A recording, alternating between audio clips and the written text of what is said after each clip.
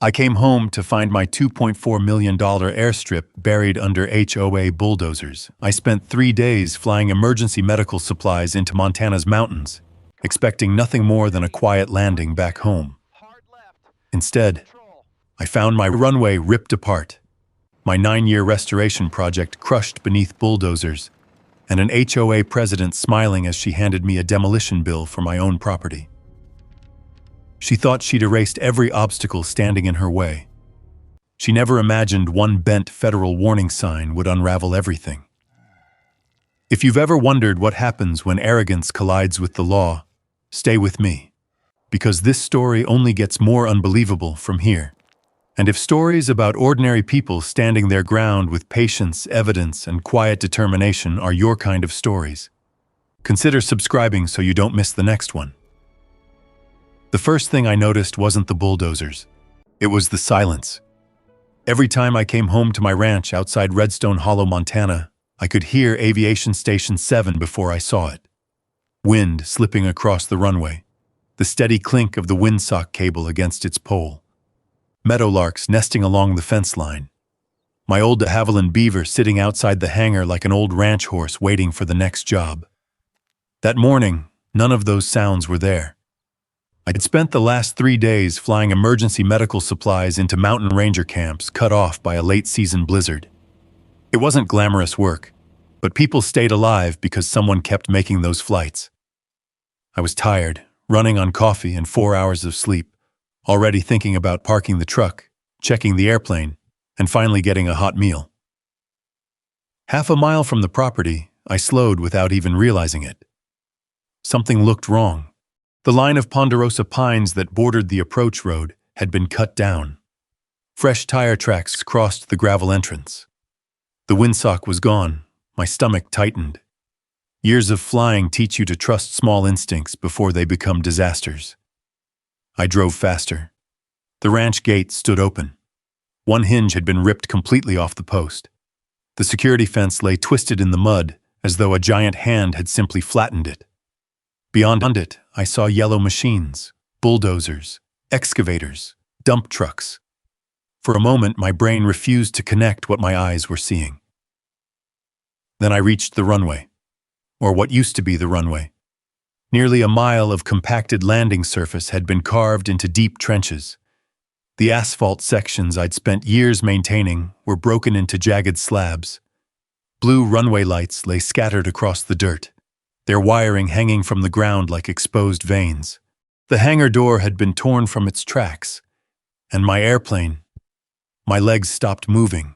The beaver I'd spent 9 years restoring by hand rested beneath a mound of churned earth. Its left wing had been ripped completely away. The propeller blades were folded backward.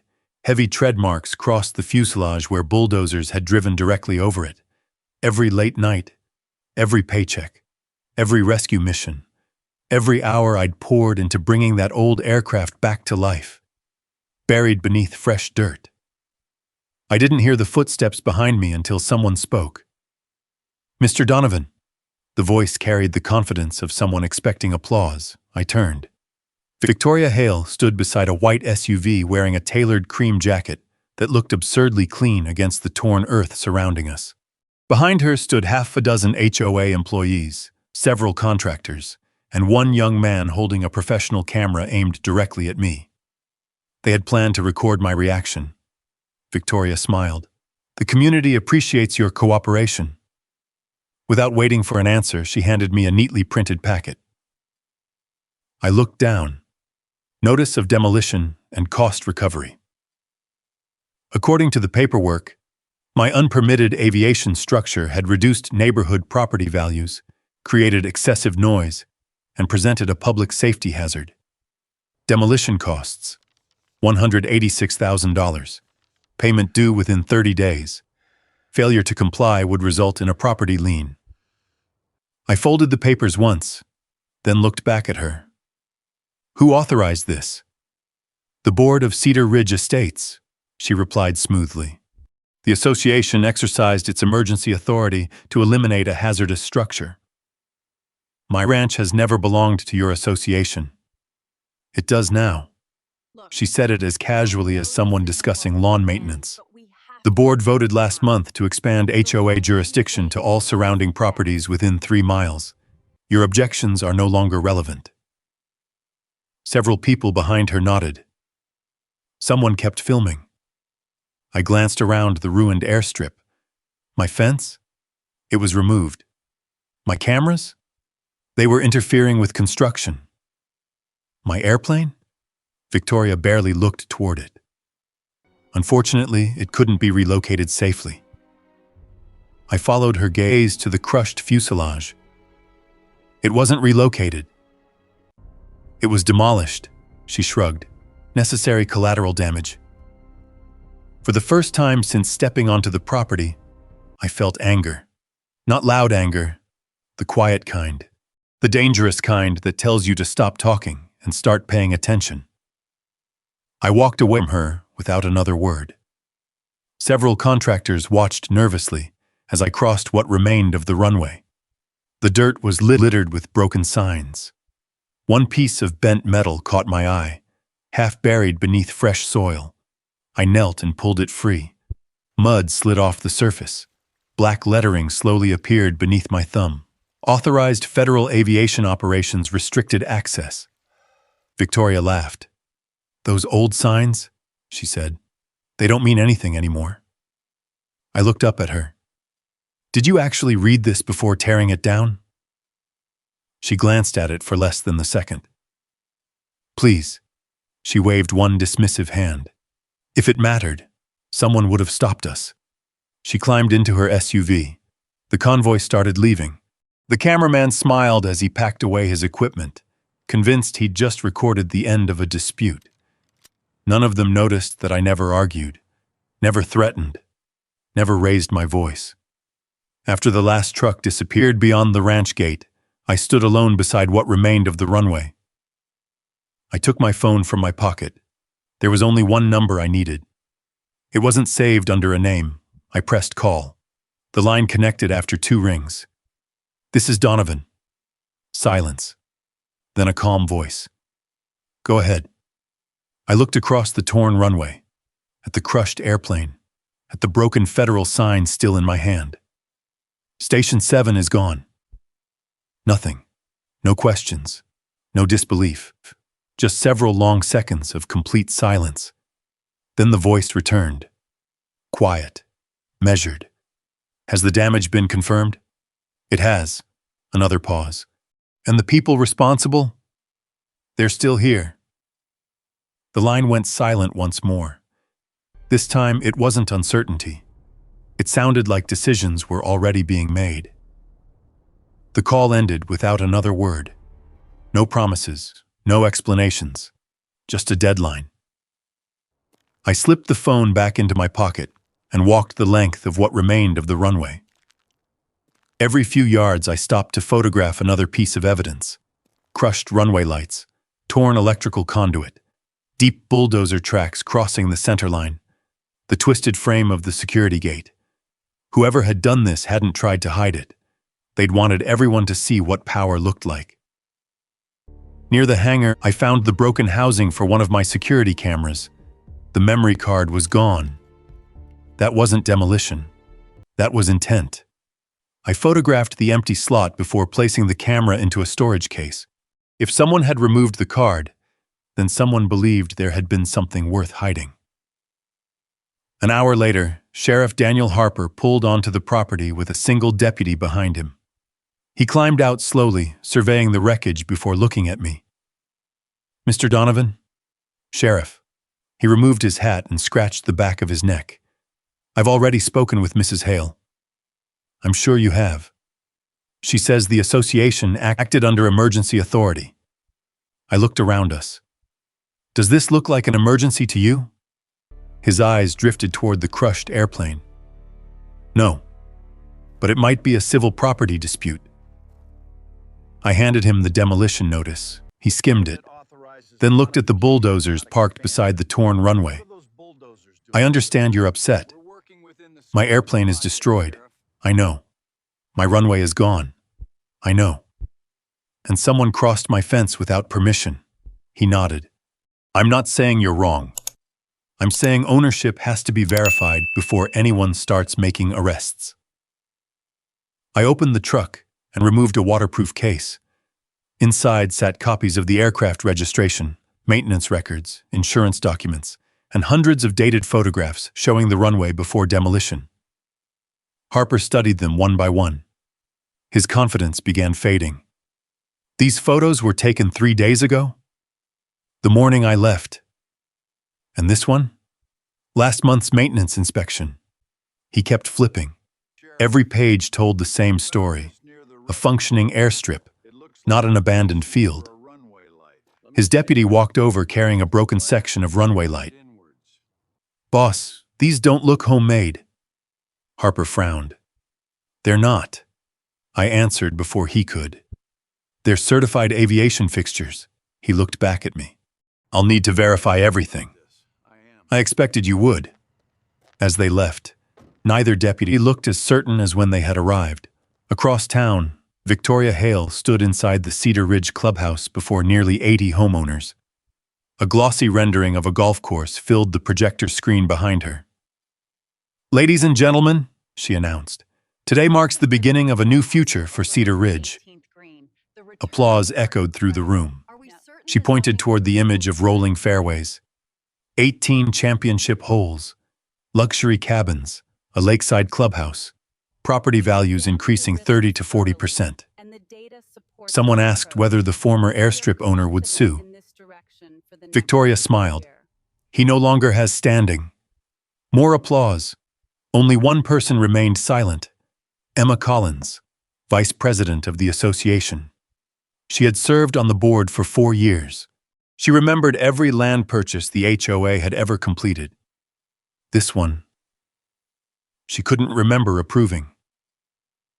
After the meeting ended, Emma quietly entered the association records room. Most cabinets were locked.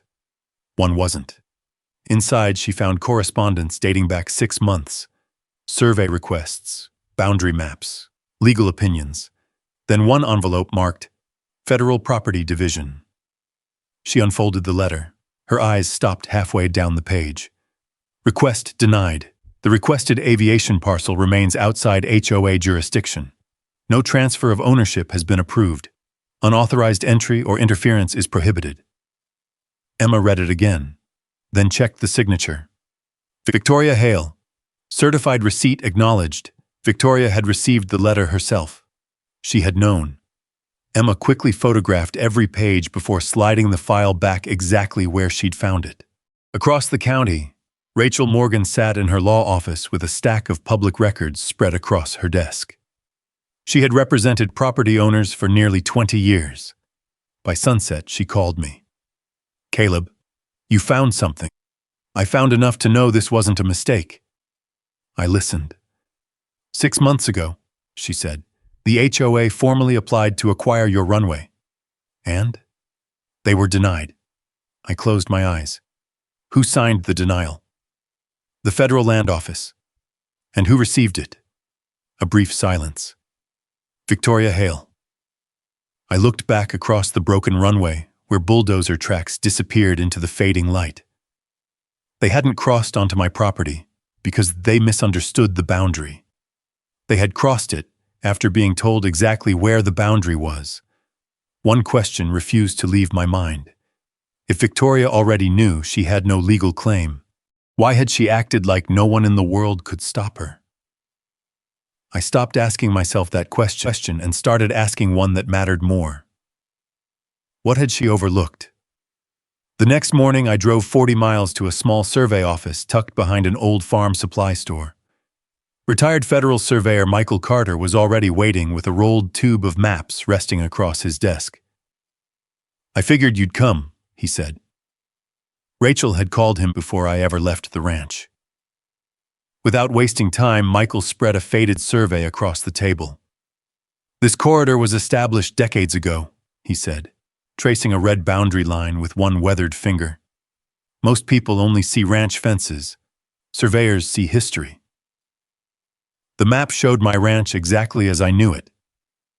Then another boundary appeared beneath it, a long strip cutting straight through the property. Federal Aviation Access Corridor. Michael looked at me. That line has never moved. He reached for another folder. I pulled every amendment filed over the last 30 years. One after another, he placed them across the table. Not one transferred ownership. Not one abandoned the corridor. Not one gave any homeowners association authority over the runway. They can't honestly claim they didn't know, I said. They can claim anything. He tapped the rejection letter Rachel had already shown me. But this makes lying considerably harder. Before leaving, Michael handed me certified copies. If this goes where I think it's going, he said quietly, these belong in a courtroom, not a filing cabinet. Back at their ranch, I began rebuilding the timeline. The destroyed security cameras hadn't all been useless. One camera overlooking the north pasture transmitted wirelessly to an off-site backup before someone disconnected it. The housing had been smashed. The recording survived. I watched the footage inside my truck. Timestamp: 5:42 a.m. Bulldozers rolled through my front gate before sunrise. No warrant, no deputies, no inspectors, just heavy equipment following Victoria's SUV. Then another truck appeared. A white pickup carrying temporary construction fencing. They hadn't arrived expecting resistance. They had arrived expecting possession. Rachel leaned through the open truck window as the video replayed. Freeze it. I paused on a single frame. One bulldozer drove directly around a survey marker instead of over it. The operator had clearly seen it.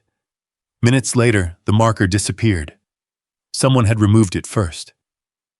Rachel stared at the screen. That's intentional. It gets worse.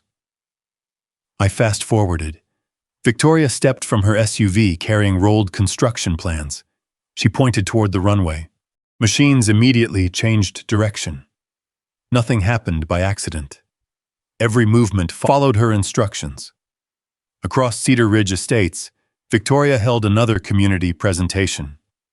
Large renderings covered the clubhouse walls. Golf fairways, luxury cabins, private lakeside dining, future home values climbing across colorful graphs. Residents applauded every promise. The old runway was an eyesore, she announced. This project finally unlocks the full value of our community. Most believed her. Why wouldn't they? The destroyed owner never appeared to defend himself. Meanwhile, inside a temporary construction office near the demolished runway, contractor Ethan Brooks reviewed invoices from the previous week. One detail caught his attention. Victoria had personally requested additional labor hours. Reason listed: remove obsolete federal signage before grading begins. He frowned. He didn't remember any obsolete signs, only warning signs. A younger equipment operator stepped inside carrying his phone. You want to see something? What is it? I was recording the demolition. Ethan sighed. I told everyone not to waste time filming. I wasn't filming the equipment. The worker tapped the screen. I was filming her. Victoria stood in the middle of the runway, pointing, giving directions. The audio was distant, not clear enough to hear, but every machine moved only after she raised her hand. Ethan watched the clip twice, then locked his phone. Don't delete that. I wasn't planning to. No. Ethan looked toward the office window where Victoria's SUV sat parked outside. Don't tell anyone you have it. As he stepped outside, Victoria intercepted him. Everything on schedule? Yes. I want every remaining marker gone before inspectors arrive. He hesitated. Even the federal ones? Her smile disappeared for only a second. Especially those. She walked away before he could ask another question. Ethan watched her leave. For the first time since accepting the demolition contract. He wasn't thinking about finishing the job. He was wondering why someone so desperate to erase the evidence seemed completely convinced no one would ever come looking for it. The answer arrived less than 24 hours later. I pulled into the ranch just after sunrise and found 3 unmarked black SUVs parked beside what remained of the runway. No county logos, no state insignias. Men and women wearing plain field jackets were already walking the damaged airstrip with cameras, measuring wheels, and metal cases.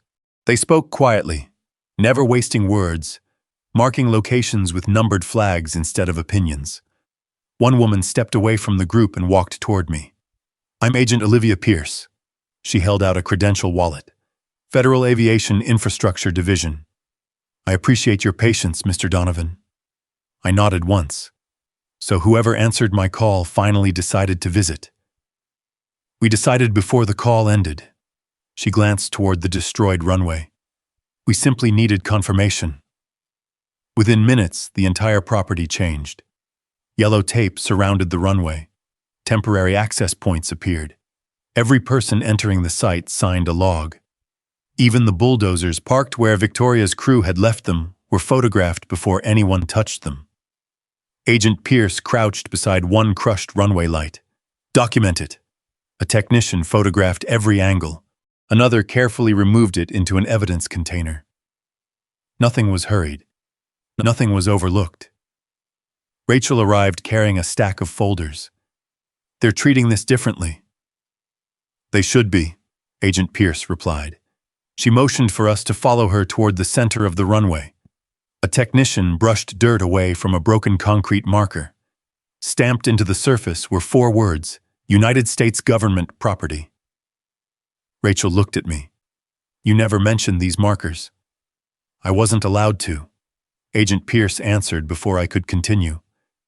"Most maintenance agreements prohibit public disclosure of operational details."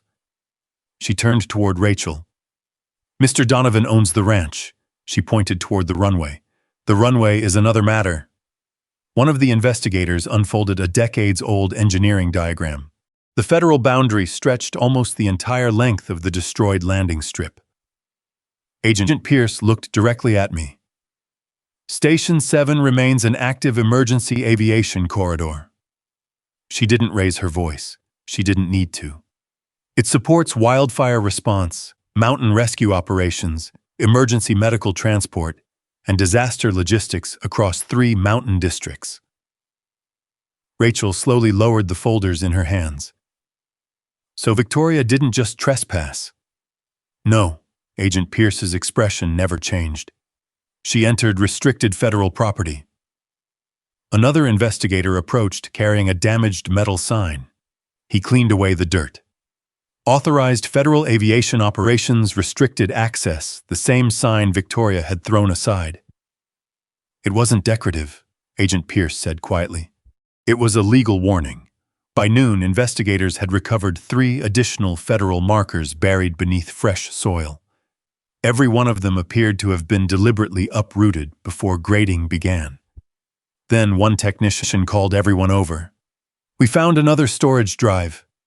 The damaged device came from beneath the remains of a surveillance pole. Unlike the smashed cameras near the gate, this recorder had been protected inside a steel junction box. An hour later, they viewed the recovered footage inside a mobile command trailer. The video shook slightly as bulldozers entered the runway. Victoria stepped into frame. She stopped beside one federal warning sign. Even without audio, everyone could see her brushing dirt from the lettering. She stood there several seconds reading it. Then she pointed toward it. A worker pulled the sign from the ground. Only after it disappeared did the bulldozers continue forward. Nobody inside the trailer spoke. Rachel finally broke the silence. She knew. Agent Pierce paused the recording. "That's our preliminary conclusion." She looked toward another investigator. "Continue processing." The technician nodded. "Estimated infrastructure damage currently exceeds $2 million. And the aircraft? Still evaluating." Outside the trailer, another convoy entered through the temporary checkpoint. Not federal agents, Victoria Hale. She stepped out smiling as though she still controlled the situation. "I assume someone finally contacted the proper authorities." 2 federal officers intercepted her before she reached the runway. "This area is restricted." "I represent Cedar Ridge Estates." "This area is restricted." She frowned. "This property belongs to our association, Agent Pierce walked outside carrying the recovered federal marker. It does not. Victoria's smile weakened. You've been misinformed. No. Agent Pierce held the marker upright between them. You have. Victoria stared at it, just for an instant. Long enough for everyone watching to realize she recognized it. Then she recovered. I'll have my attorneys straighten this out. She turned sharply and walked back toward her SUV. Agent Pierce watched her leave without trying to stop her. Rachel looked confused. Why let her go? Because, Agent Pierce answered, people who believe they're still winning usually keep making mistakes. As Victoria's convoy disappeared down the ranch road, none of us knew exactly how much she expected to gain from destroying Station 7. But one thing had become painfully clear. Nobody risks federal prison simply to build a golf course. The answer surfaced from somewhere Victoria never expected, inside her own board. Emma Collins waited until sunset before pulling into the parking lot behind the Cedar Ridge clubhouse. She entered through the rear maintenance door using her board key and walked directly to the accounting office. She wasn't looking for meeting minutes anymore. She was looking for money. Most HOA budgets are boring. Landscaping, road maintenance, insurance, utilities. This one wasn't. Buried inside a folder labeled Community Enhancement Initiative, Emma found invoices that had nothing to do with golf, environmental consulting, infrastructure planning, utility corridor design. Each payment led to a different consulting company. Each company traced back to the same mailing address. Rachel and I reviewed copies later that evening. These aren't independent firms, Rachel said. They're shells. Owned by who? She searched one final corporate filing, then looked up. Victoria's brother. The room went quiet. This wasn't an HOA improvement project. It was money moving through companies controlled by Victoria's own family. Then Emma found something even bigger, a confidential memorandum. Subject: Phase 2 Development Agreement. The golf course occupied only 12 pages. The remaining 87 described luxury resort villas, conference facilities, private helicopter access, executive vacation homes, and a gated commercial district surrounding the former runway. At the bottom sat the developer's signature. Projected project value, $148 million. Rachel slowly closed the binder. The golf course was never the destination. It was camouflage. The runway had simply been standing where the first phase needed to begin. Meanwhile, Ethan Brooks couldn't stop replaying the demolition in his head. He remembered Victoria pointing toward my airplane. Move it if you have to. One operator had suggested towing it clear. Victoria rejected the idea immediately. No, she had pointed directly at the beaver. Push through it. At the time, Ethan assumed she wanted to save time. Now, he wasn't so sure. He drove back to his equipment yard and unlocked a storage trailer. One of his foremen looked up. Everything all right? I need every phone recording anyone took that day. We weren't supposed to keep them. I didn't ask whether you were supposed to. Within an hour, 3 workers handed over their phones. Most clips showed machinery, dust, excavators. One recording lasted barely 20 seconds. Victoria stood near the aircraft. The audio was finally clear. If that plane survives, she said, he'll keep flying. She pointed toward the bulldozer. Run straight through it. Nobody inside the trailer spoke. Ethan locked the phone and slipped it into his pocket. For the first time in 30 years of construction, he wondered whether he'd just become a witness instead of a contractor. Across town, Victoria launched her own counterattack. The local newspaper published photographs of the destroyed runway beneath a bold headline. HOA removes illegal airstrip after years of complaints. By afternoon, social media filled with edited videos accusing me of endangering homeowners with low-flying aircraft. Television crews interviewed Victoria outside the clubhouse. We've always acted in the community's best interest. She smiled directly into every camera. The unfortunate owner refuses to accept lawful progress. Friends called asking if the reports were true. Neighbors I barely knew drove past my ranch just to stare. Some even stopped long enough to photograph the wreckage. Rachel asked whether I wanted to hold a press conference. I shook my head. No. They're controlling the story. They're controlling today's story. She waited. I looked toward the broken runway where federal investigators continued measuring every damaged foot. I'd rather control the ending. Late that night, Emma parked outside my ranch for the first time. She stepped from her SUV carrying a thick envelope. I don't have much time. She handed it to Rachel instead of me. If Victoria discovers these files are missing, she'll know exactly who took them. Rachel opened the envelope. Wire transfers, corporate records, internal board emails. Every page pulled another thread from the same lie. Emma took one slow breath. I voted for a golf course. Her voice nearly broke. I never voted to steal land. As she drove away, Rachel continued turning pages beneath the porch light. Then she stopped.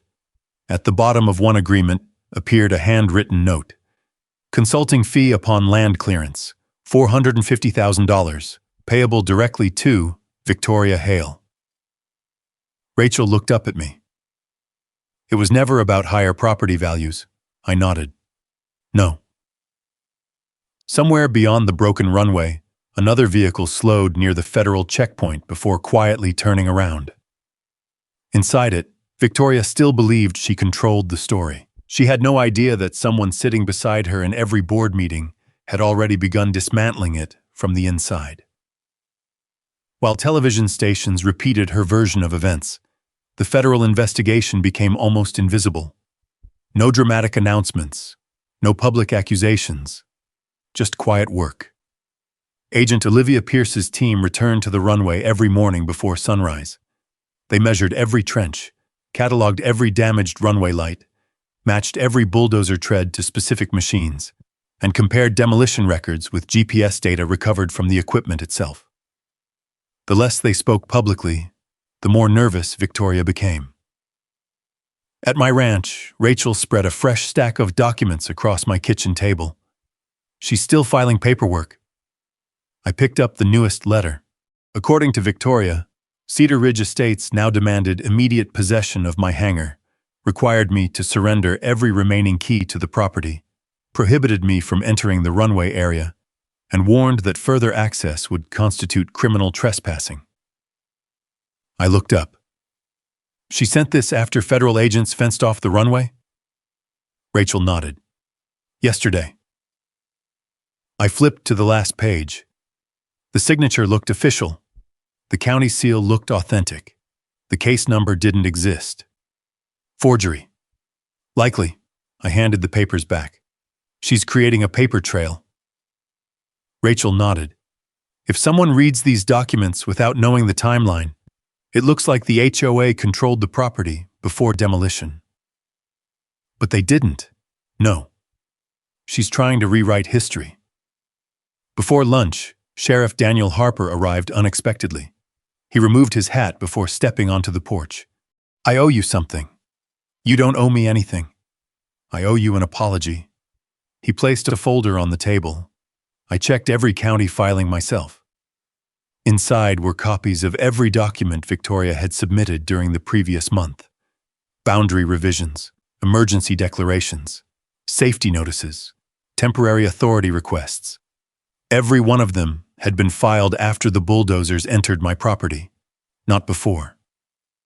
Harper pointed toward the dates. She keeps backfilling the record. I slowly turned another page. The demolition happened first. Exactly. The paperwork came afterward. He nodded. I should have caught that sooner. Rachel looked toward him. Why didn't you? Harper answered honestly. Because I trusted the title next to her name instead of verifying the facts. No one spoke for several seconds. Finally, he added quietly, I won't make that mistake again. Across town, Victoria was making another one. She stormed into the HOA office carrying a folder marked legal.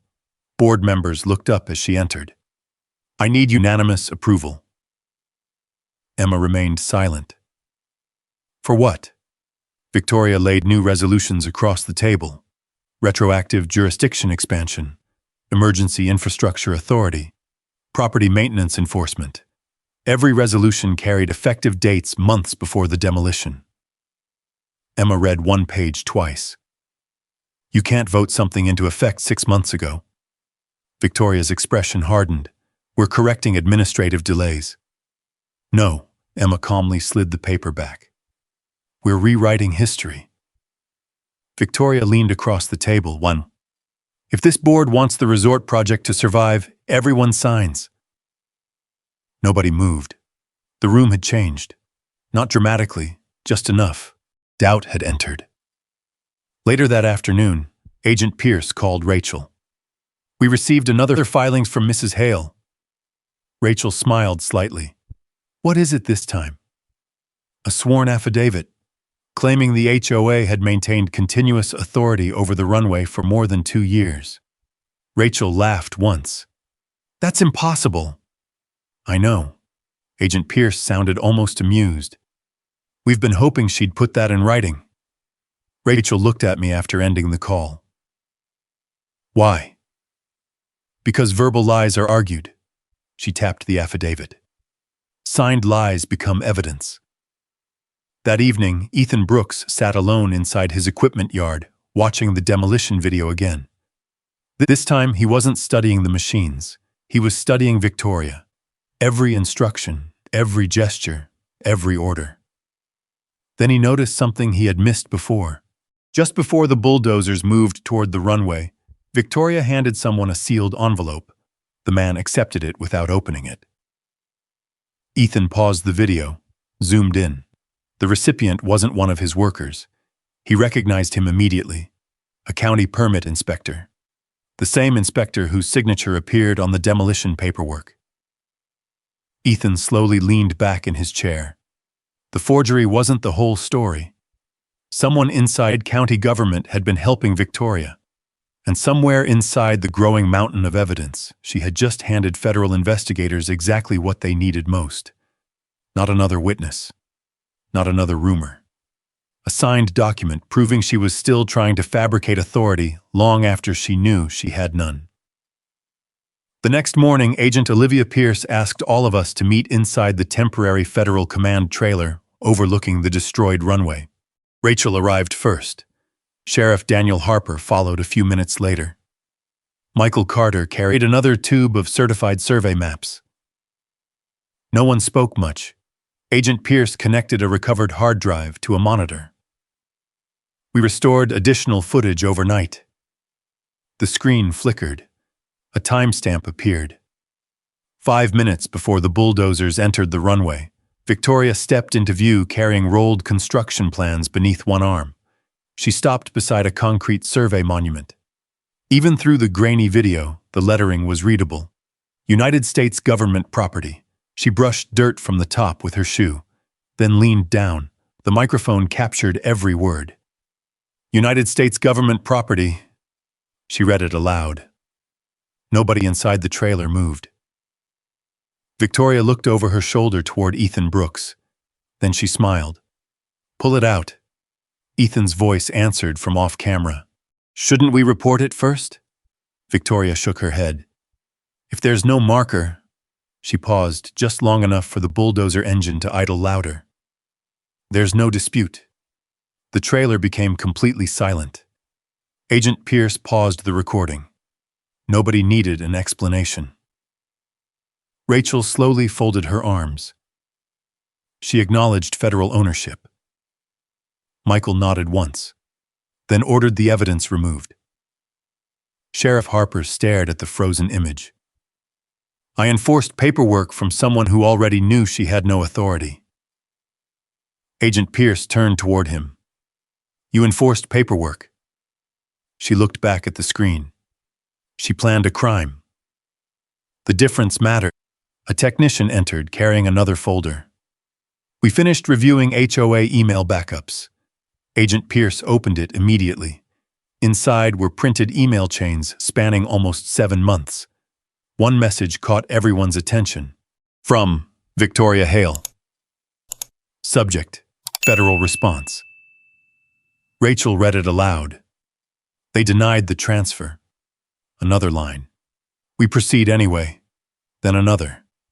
Once construction begins, nobody will force us to undo it. Michael quietly removed his glasses. She believed physical possession would become legal possession. Rachel closed the folder. She wasn't relying on law. She was relying on momentum. By afternoon, Emma Collins arrived under federal escort. She carried a cardboard archive box from the HOA office. I copied everything before Victoria changed the passwords. Inside sat board minutes, budget amendments, contractor approvals, and dozens of internal emails. One envelope had never been opened. Emma handed it directly to Agent Pierce. I found this in Victoria's private cabinet. Inside was the original certified letter from the federal government. Request for property transfer denied. Across the bottom appeared Victoria Hale's own signature acknowledging receipt. Rachel compared it to the demolition authorization. Same signature, same handwriting, same person, different story. There goes her defense, Rachel said. Emma nodded sadly. She told us the government never answered. Agent Pierce placed the letter into an evidence sleeve. Now we know she lied to everyone. Across town, Ethan Brooks sat inside his truck outside the county maintenance building.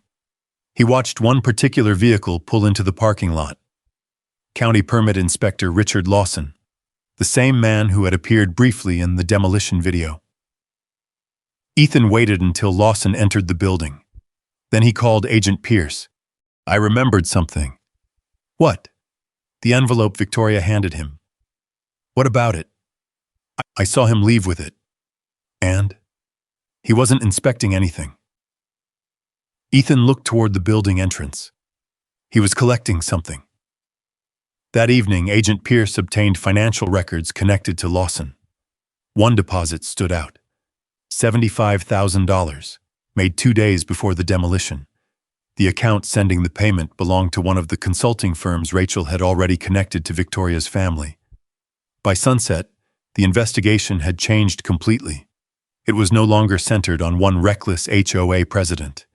It had become a conspiracy involving forged documents, hidden payments, and public officials willing to sell their authority.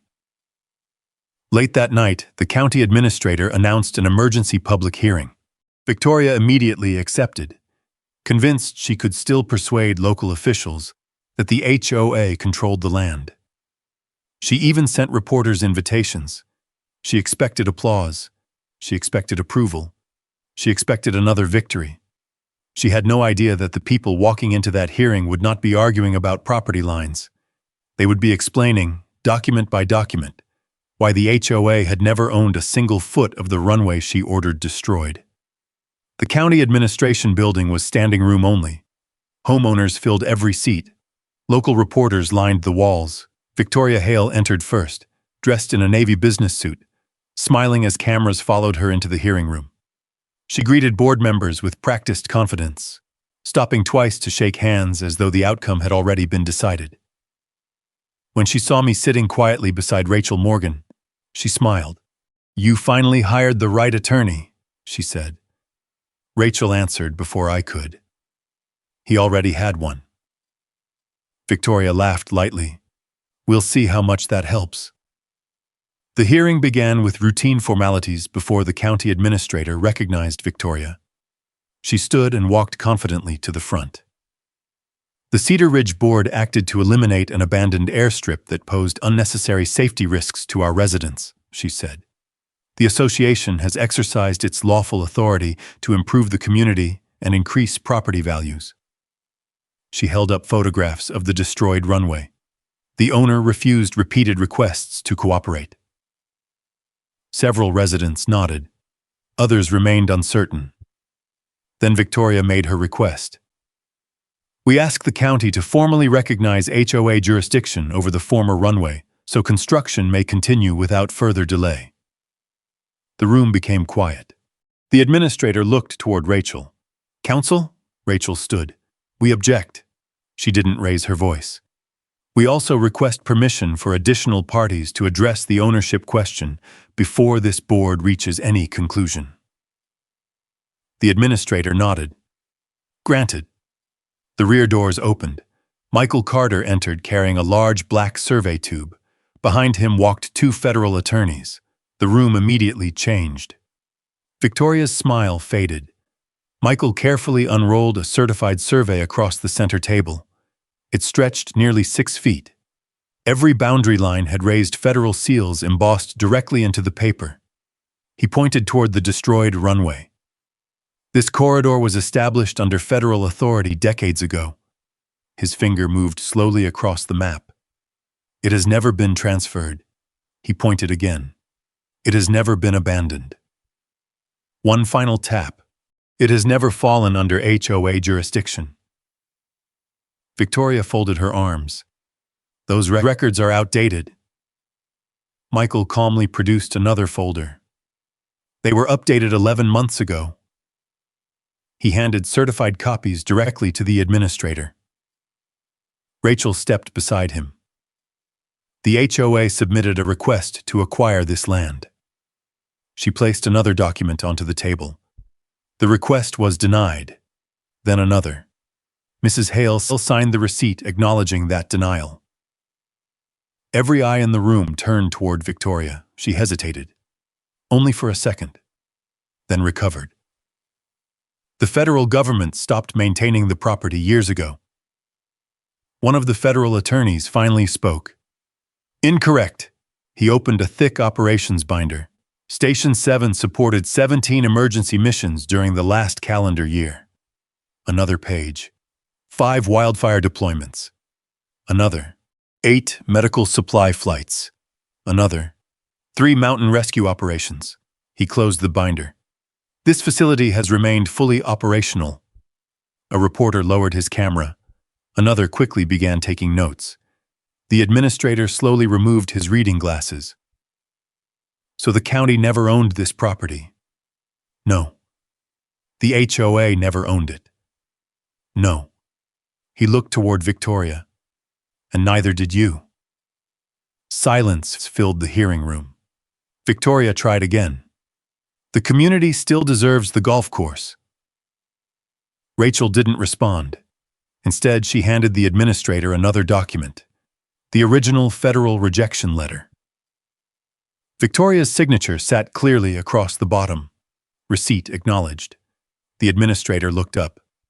Mrs. Hale, did you receive this letter before demolition? She didn't answer immediately. My attorney advised, yes or no. Another pause. Yes. A quiet murmur spread through the audience. Emma Collins slowly stood from the second row. I'd like permission to address the board. The administrator nodded. Emma walked forward carrying a banker box. She removed one document after another. Board minutes, financial records, consulting agreements. These were never presented to the board. She held up the first payment schedule. Neither was this. Then another. And certainly not this. Rachel unfolded the final agreement. Across the last page appeared Victoria's personal consulting arrangement. $450,000. Payable upon successful land clearance. The room fell completely silent. One homeowner stood. You were getting paid? Another followed. You told us this was about property values. A third voice came from the back. You used our dues for this? Victoria looked around the room, searching for support. No one spoke. The confidence she'd carried into the hearing had disappeared. The county administrator quietly closed the file in front of him. This hearing is suspended. He looked toward the federal attorneys. The county will take no further action regarding this property. Then he turned toward Victoria. I strongly suggest you remain available. As people slowly filed out of the room, Victoria remained frozen beside the table. She still hadn't surrendered. But outside the courthouse, Agent Olivia Pierce was already waiting, and tucked inside the folder under her arm were freshly signed federal search warrants. She didn't waste time. Within an hour, Federal vehicles surrounded the Cedar Ridge Estates clubhouse, the HOA management office, and the construction company's equipment yard. Agents entered quietly, presenting warrants instead of arguments. Every computer, filing cabinet, accounting ledger, and company phone was tagged, photographed, and removed under chain of custody procedures. Victoria arrived just as agents were carrying boxes through the front doors. "You have no authority to seize HOA property," she shouted. Agent Pierce handed her a copy of the warrant. "We're not investigating HOA property." She held Victoria's gaze. "We're investigating federal crimes." Victoria read the first page. Her expression changed for the first time since the demolition. Not fear, calculation. She turned and walked quickly toward her office. Inside, agents were already imaging hard drives and copying financial servers. One investigator stopped beside a locked filing cabinet. "Combination?" Victoria folded her arms. "I don't remember." An agent stepped aside. "Open it!" Within seconds, the cabinet door swung open.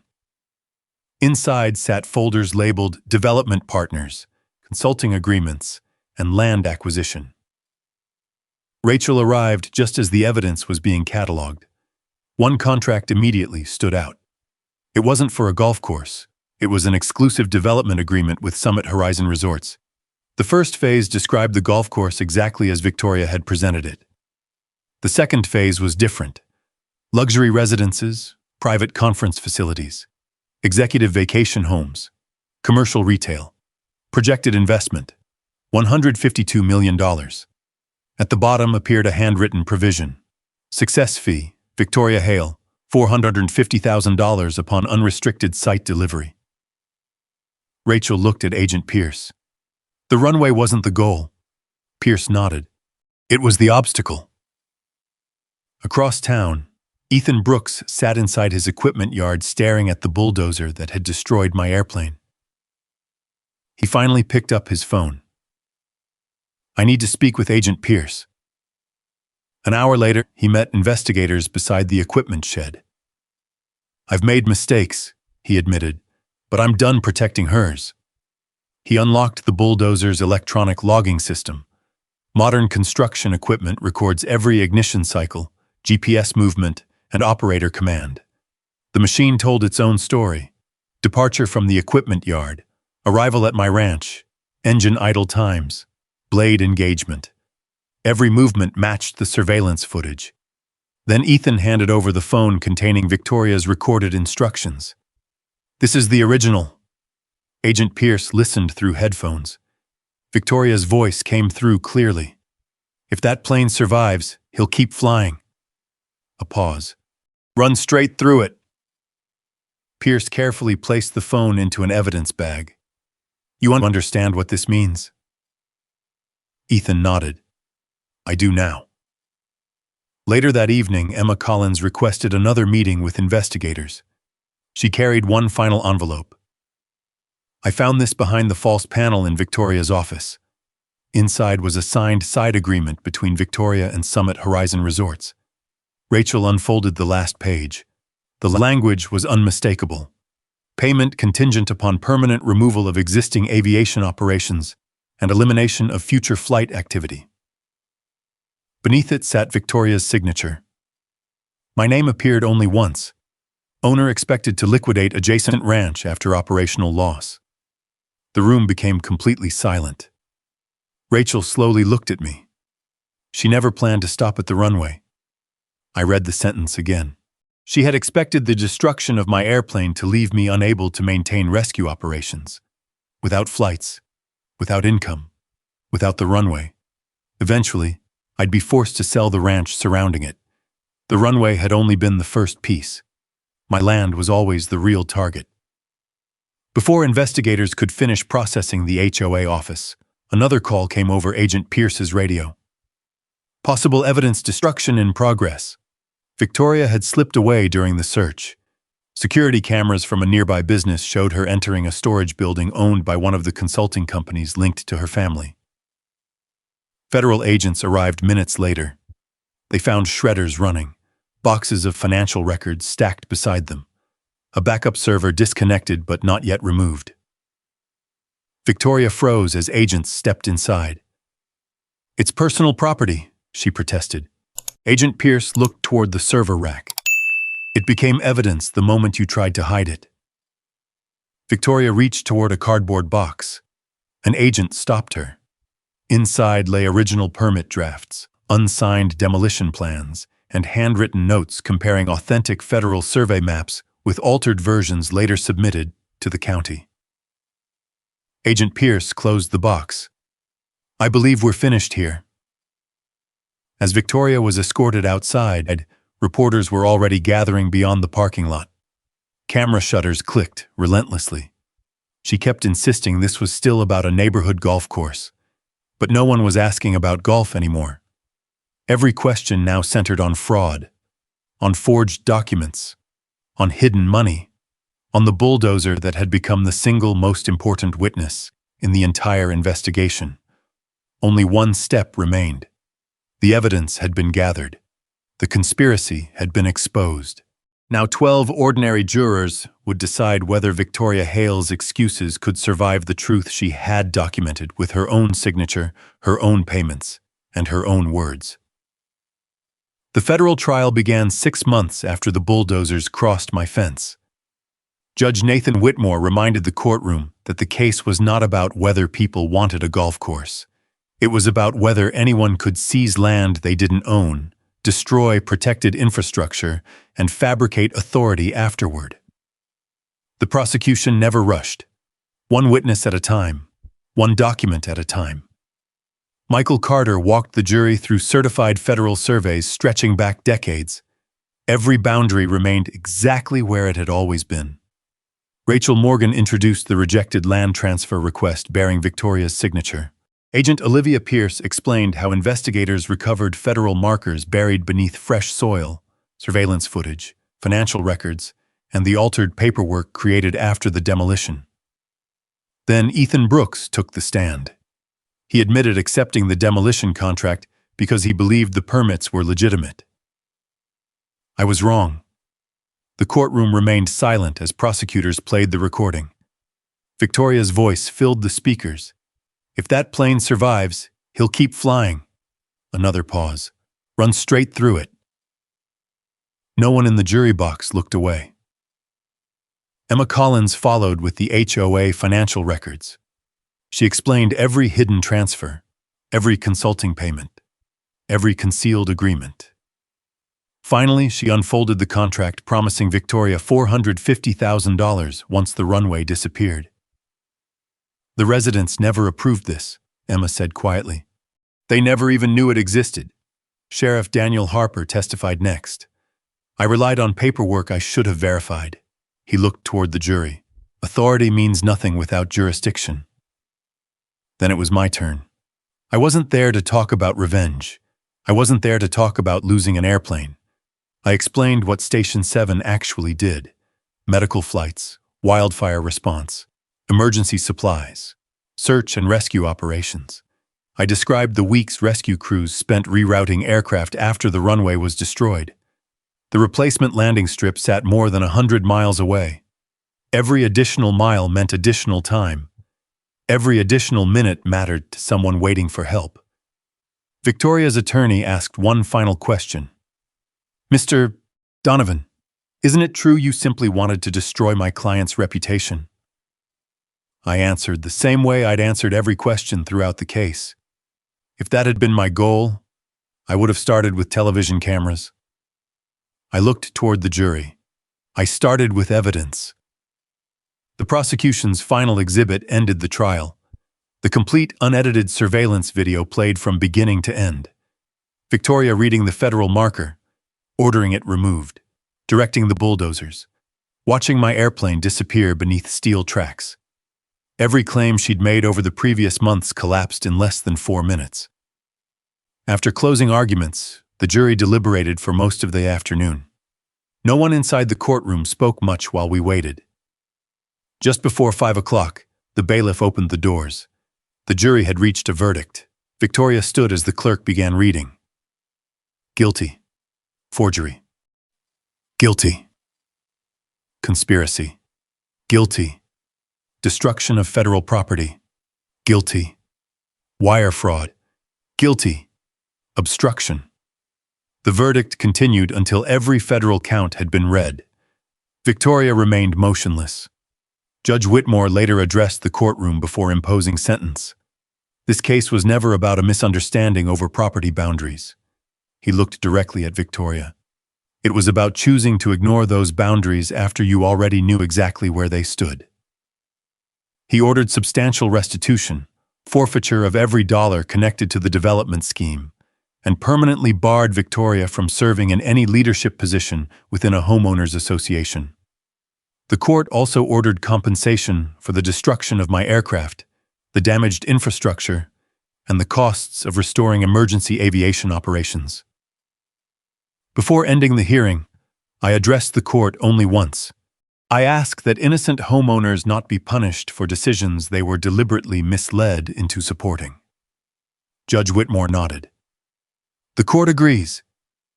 The financial responsibility would follow those who knowingly participated in the fraud, not families who had simply trusted the wrong leadership.